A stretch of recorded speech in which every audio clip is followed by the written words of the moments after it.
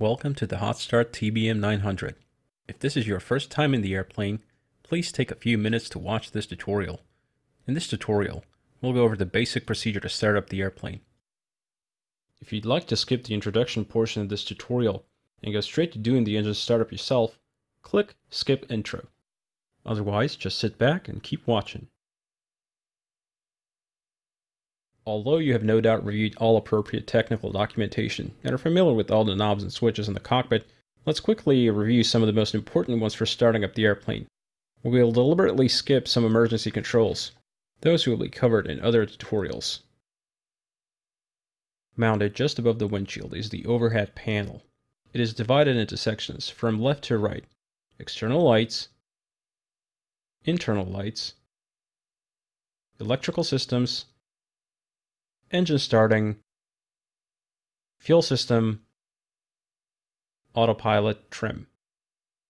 In front of you is the main instrument panel, consisting of the pilot's primary flight display, PFD-1, the multifunction display, MFD, co-pilot's primary flight display, PFD-2, the autopilot control panel, the electronic standby instrument, the intercom panel.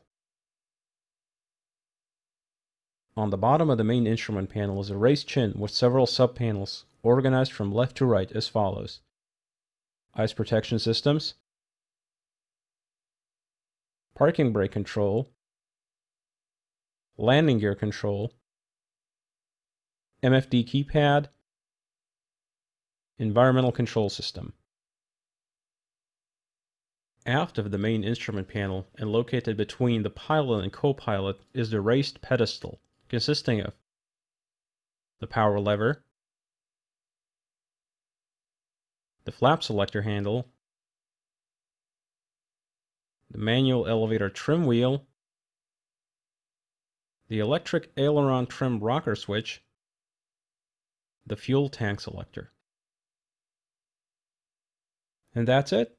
As you can see, there's not that many controls in the TBM-900, and they're all logically grouped and placed in a way to allow quick and easy access. Before we go on, please note that we will not go over every step in the engine starting procedure as listed in the pilot's operating handbook. We'll just try to perform a quick and easy startup, and you're encouraged to review the full procedure once you have a general understanding of the sequence of steps.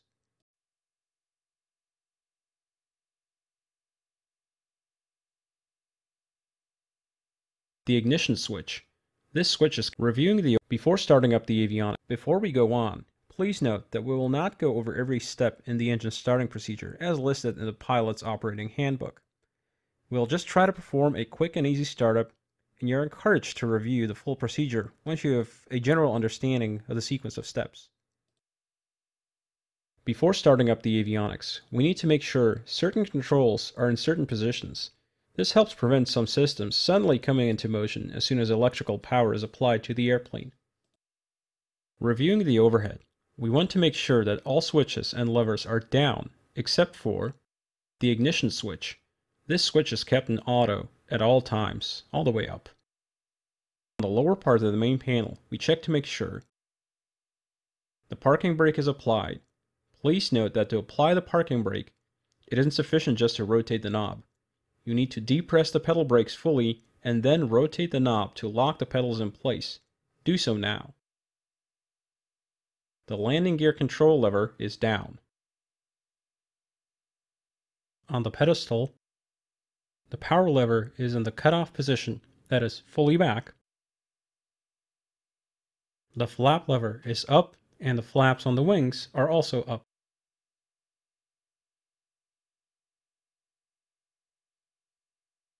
The fuel tank selector is selected either left or right. With these checks completed, we can now apply electrical power to the aircraft. On the overhead, push the red and black striped lever up. This is called a crash bar.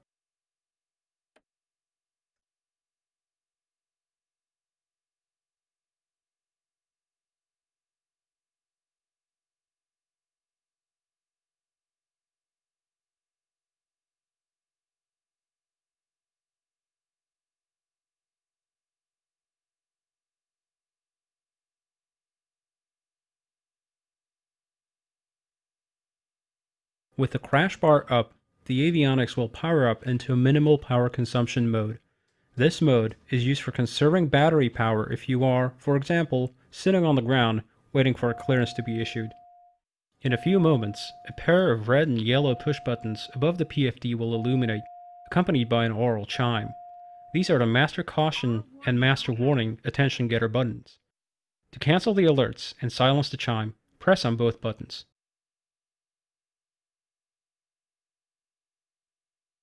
To completely start up the avionics, on the electrical panel on the overhead, position the source selector switch to the bat position. Let's give the remaining screens a moment to start up.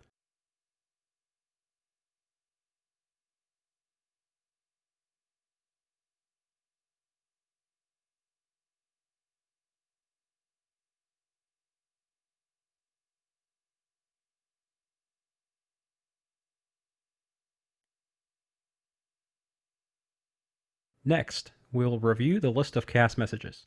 We would expect to see the following: park brake, because we have applied the parking brake; fuel press, for a low fuel pressure; oil press, for a low oil pressure; low voltage, indicating that the battery is discharging; auto cell, indicating that the fuel tank automatic selector isn't on; vacuum low, indicating that the engine-driven vacuum pump is not running.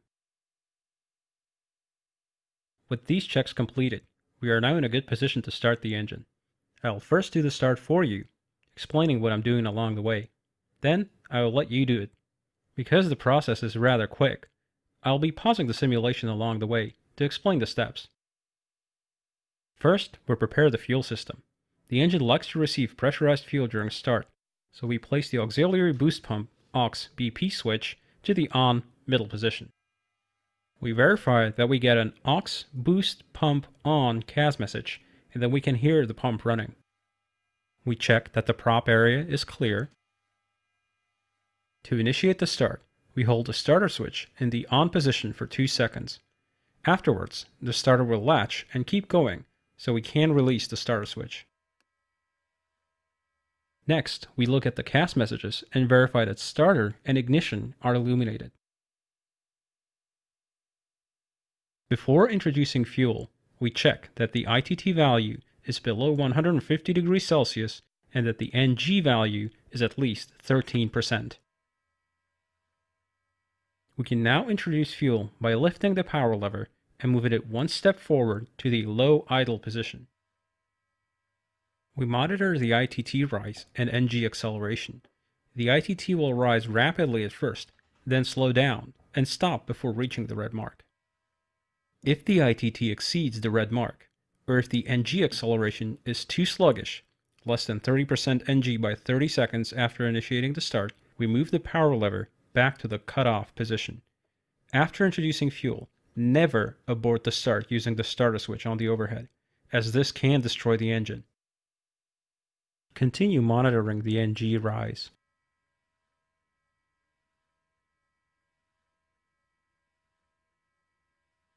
At 42% NG, a few events will happen. Up until now, the engine was being fed through the primary fuel nozzles. These do not provide enough fuel flow to fully start the engine, so now a secondary set of fuel nozzles will start spraying fuel into the combustion chamber. This will manifest as a second spike in ITT and a sudden rise in fuel flow. Having reached 52% NG, the starter now disconnects. We verify that both the starter and ignition CAS messages are extinguished. After the engine is stabilized, we move the power lever forward and to the left to move it into the flight idle position. The propeller will now unfeather and accelerate above the yellow RPM band, providing cooling air to the engine compartment. We now only have a few items left. On the ice protection panel, we position the inertial separator inert SEP switch to up. On the overhead, position the generator switch to main. Position the AUX BP switch to auto.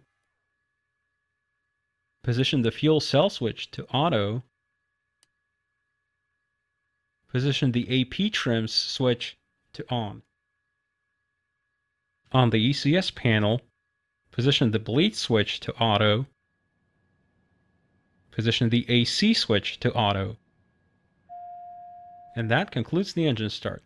The airplane is now ready for taxi.